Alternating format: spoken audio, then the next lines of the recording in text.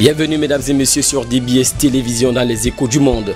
Parlant du Covid-19, environ 7 pays d'Europe dont le Danemark et la Norvège ont suspendu ce jeudi 11 mars 2021 l'utilisation dans l'eau d'1 million de doses de vaccin AstraZeneca, vaccin envoyé à 17 pays de l'Union européenne. Cette décision d'interruption quant à l'utilisation du dit vaccin survient dans les pays après qu'ils aient détecté des problèmes de circulation sanguine chez plusieurs personnes vaccinées. En effet, le Danemark a suspendu son utilisation par mesure de précaution, ceci à cause de la crainte liée à la formation des caillots sanguins chez des personnes vaccinées. C'est du moins ce qu'a annoncé l'autorité sanitaire de ce pays. Selon l'Agence nationale de la santé, cette suspension intervient après des rapports des cas graves de formation de caillots sanguins chez des personnes qui ont été vaccinées avec le vaccin contre le Covid-19 d'AstraZeneca. Dans le même temps, l'agence indique qu'à l'heure actuelle, on ne peut pas conclure à l'existence d'un lien entre le vaccin et les caillots sanguins. C'est à ce titre qu'une enquête a été ouverte dans le pays. Mais le Danemark n'est pas le seul pays à prendre cette mesure, comme d'ailleurs susmentionné. Car en début de semaine, l'Autriche avait annoncé avoir cessé d'administrer un lot de vaccins produits par les laboratoires anglo-suédois. Ceci après le décès d'une infirmière âgée de 19 ans. Celle-ci a succombé à de graves troubles de coagulation quelques jours après avoir reçu le vaccin. La même mesure a été prise dans 4 pays européens, dont l'Estonie, la Lituanie, la Lettonie et de Luxembourg. Ceux-ci avaient suspendu dans la foulée les vaccins avec des doses provenant de ce lot, livrés dans 17 pays et qui comptent 1 million de vaccins au total. En Chine, l'Assemblée nationale populaire a approuvé une réforme ce jeudi 11 mars 2021 permettant au pouvoir hongkongais lié à Pékin d'avoir un droit de veto sur les candidats de l'opposition militant pour la démocratie aux élections législatives. Mais cette décision indigne l'Union européenne qui a dénoncé une nouvelle violation du principe « un pays, deux systèmes » et n'exclut pas de prendre des mesures supplémentaires.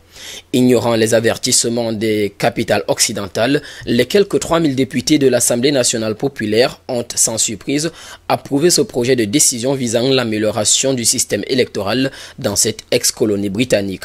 Il est à noter qu'aucun député n'a voté contre le texte et un seul s'est abstenu. Le régime chinois a présenté ce vendredi cette réforme comme un deuxième coup de poing après la loi sur la sécurité nationale qui a mis fin l'an dernier au chaos dans l'ex-colonie britannique.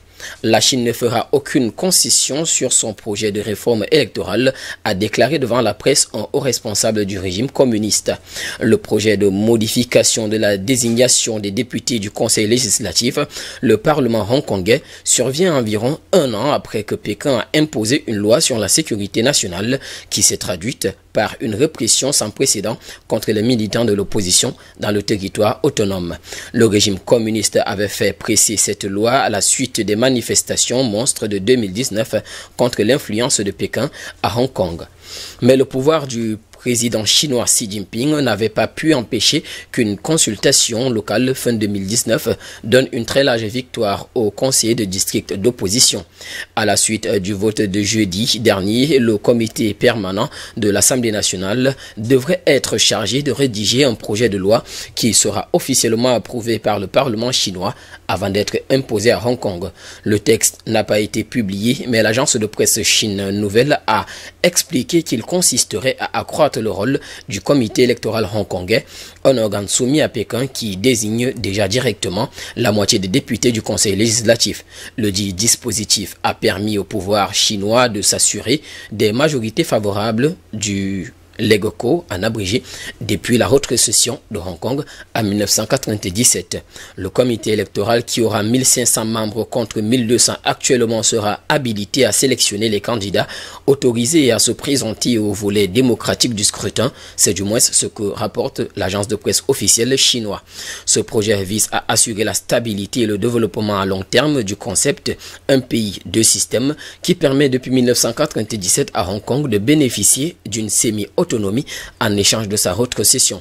C'est du moins ce qu'a déclaré jeudi à la presse le Premier ministre chinois Li Keqiang.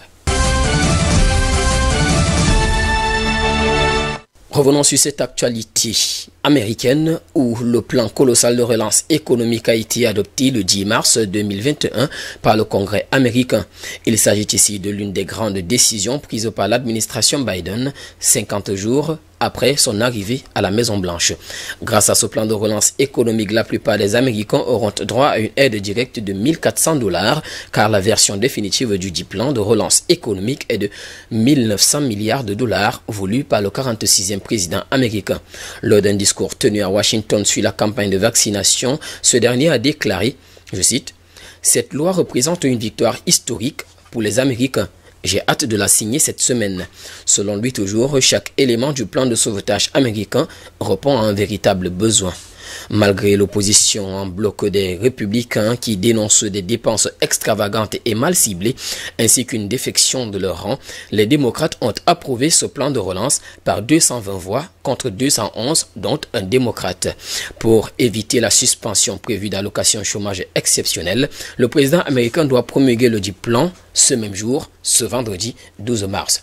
Baptisé American Rescue Plan, il est à noter que ce plan massif de 1 900 milliards de dollars doit permettre de financer la campagne de vaccination contre Covid-19. Il doit également permettre l'achat des fournitures médicales, de nouvelles mesures de soutien aux ménages, aux petites entreprises et aux autorités locales, ainsi qu'une aide directe aux Américains. Il comprend aussi des mesures de lutte contre la pauvreté inédites depuis les années 1960. Rappelons au finish que la pandémie a fait plus de 500 000 morts aux États-Unis. La première économie mondiale est contractée à 3,5% l'an passé, ce qui représente sa pire année depuis la Seconde Guerre mondiale.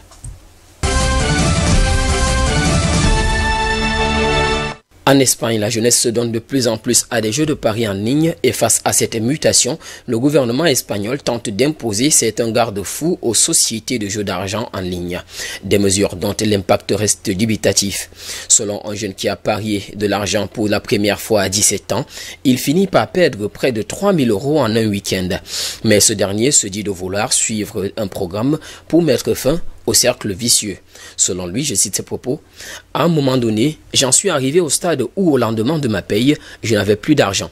Je n'avais pas d'argent pour payer le loyer, je n'avais pas d'argent pour manger, pour l'essence ou pour aller au travail et il arrive un moment où vous ne pouvez juste plus continuer comme cela, a-t-il ajouté. Selon des statistiques officielles, les jeunes âgés dans la tranche de 15 à 34 ans sont les plus enclins à jouer en ligne. En pleine période de confinement en Espagne, les sociétés de paris en ligne ont vu leur rentrée d'argent augmenter d'environ 20% comparé à la même période de l'année précédente, et ce, malgré l'annulation des compétitions sportives. Le gouvernement espagnol espère ainsi prendre de nouvelles mesures qui pourraient inverser cette tendance qui s'est accélérée avec la pandémie de Covid-19.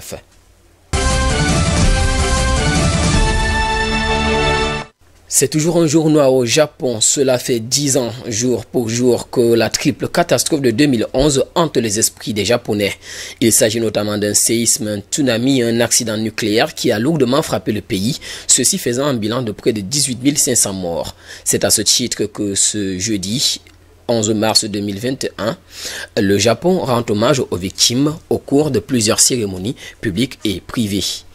Cette triple catastrophe survenue le 11 mars 2011 a durablement traumatisé toute la nation japonaise et a indéniablement affecté la communauté internationale. En effet, le lourd bilan humain estimé à 18 500 morts ou disparus a été notamment causé par un gigantesque tsunami dont les vagues hautes se sont abattues sur les côtes du nord-est du Japon. Ceci peu après le tremblement de terre de magnitude 9,0 qui a secoué le territoire. Puis à la même période, l'accident nucléaire a suivi à la centrale de Fukushima Daiichi, envahie par les flots où les cœurs de 3 des 6 réacteurs sont entrés en fusion. La centrale nucléaire a causé des radiations et forcé des dizaines de milliers de personnes à partir. Cet accident nucléaire, qualifié de pire depuis celui de Tchernobyl en Ukraine en 1986, a rendu au Japon des villes entièrement inhabitables pendant plusieurs années.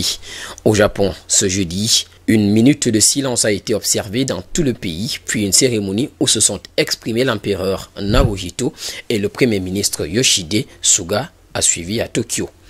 Rappelons que ces commémorations se déroulent seulement 2 semaines avant le départ prévu à Fukushima du relais de la flamme olympique pour les Jeux olympiques de Tokyo 2020, baptisé jeu de la reconstruction. C'est ici que nous mettons terme à cette autre édition des Échos du Monde sur DBS Télévision, mesdames et messieurs. Tout en vous rappelant de sortir protégés en respectant les mesures barrières, nous vous souhaitons de passer non seulement une agréable soirée, mais également un excellent week-end.